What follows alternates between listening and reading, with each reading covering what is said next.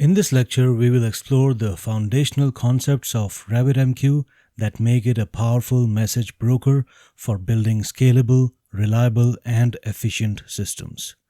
Understanding these concepts is essential for effectively using RabbitMQ in your applications.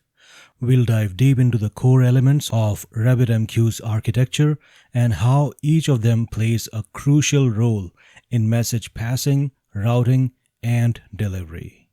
A producer is any application or service that sends messages to a RabbitMQ broker. The producer's job is to publish messages to the broker, which will then handle the delivery of these messages to consumers. Producers don't care about who consumes the message or how it's processed. They simply publish the message to a queue or exchange. Producers can be any part of your system or even other applications communicating through RabbitMQ. A consumer is an application or service that receives and processes messages from RabbitMQ. Consumers are responsible for taking messages from a queue and processing them, often performing some task or responding to an event. A consumer pulls messages from queues and acknowledges them after processing. Multiple consumers can listen to the same queue and process messages concurrently, allowing for efficient parallel processing. A queue is where RabbitMQ stores messages. Think of it as a buffer that temporarily holds messages sent by producers until they are consumed by consumers. Queues are FIFO, which means first in, first out, meaning the message that arrives first will be processed first unless priorities are set for certain messages. A queue can hold a large number of messages until they are consumed, which provides reliable delivery even in cases where the consumer isn't immediately available. Messages in a queue are typically removed after being acknowledged by the consumer. An exchange is a routing mechanism that directs messages to one or more queues based on certain rules called bindings. Producers send messages to an exchange, which then routes those messages to the appropriate queues. There are different types of exchanges in RabbitMQ, namely direct exchange, which routes messages to queues based on an exact match between the routing key and the binding key. Next, we have a Fanout exchange, which routes messages to all bound queues without considering the routing key. And next is the topic exchange, which routes messages to queues based on wildcard patterns matching the routing key.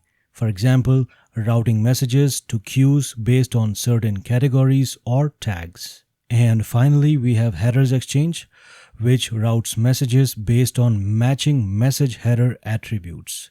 These exchanges allow you to build complex message routing logic and direct messages where they need to go based on different conditions. A binding is a link between an exchange and a queue that tells the exchange how to route messages to the queue. The binding is typically based on a routing key that determines how the message should be routed. Bindings allow you to define specific rules for how messages should be handled and routed. For instance, in a direct exchange, the routing key can be the same as the queue's binding key to ensure a one-to-one mapping between exchanges and queues. And next we have the routing key, which is an important concept in RabbitMQ, particularly for direct and topic exchanges. It is a string that helps the exchange determine where to send a message. For direct exchanges, the routing key is compared to the binding key of queues to determine where the message goes.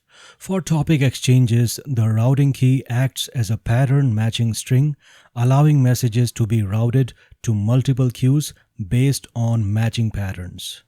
A message in RabbitMQ consists of two parts. The actual data or content of the message that is passed between the producer and the consumer is the body. This can be any kind of data like text, JSON, binary data, or anything else. Next is headers or properties. This is the second part of the message. It is the metadata that can be attached to the message to provide additional information such as content type, delivery mode, message priority, etc. The message is sent to the exchange by the producer, then routed to one or more queues before being consumed. In RabbitMQ, acknowledgements are a critical feature for ensuring that messages are properly processed by consumers. Message acknowledgement is a way for consumers to confirm they have successfully processed a message. If the message is acknowledged, RabbitMQ removes it from the queue. If the consumer fails to acknowledge the message, RabbitMQ will requeue the message or send the message to a dead letter queue. We are going to take up dead letter queue later in this course. And sending the message to a dead letter queue depends on the configuration done by us in our app. So now we understand that acknowledgements provide reliability by ensuring that messages are not lost and that they are not marked as processed unless the consumer successfully handles those messages. A virtual host is a logical separation within the RabbitMQ broker. A single RabbitMQ server can host multiple virtual hosts, each with its own set of exchanges, queues, and bindings. Virtual hosts help isolate different environments or applications within the same RabbitMQ instance. Each virtual host operates independently, meaning that queues, exchanges, and messages in one virtual host do not interfere with those in another. RabbitMQ can run in a clustered mode, where RabbitMQ nodes work together as a single logical broker. Clustering helps improve the availability and fault tolerance of RabbitMQ, allowing you to distribute the workload across multiple servers. Nodes in a cluster can share queues and exchange data, so if one node fails, other nodes can continue processing. RabbitMQ provides a management plugin that allows you to manage and monitor RabbitMQ through a web-based interface.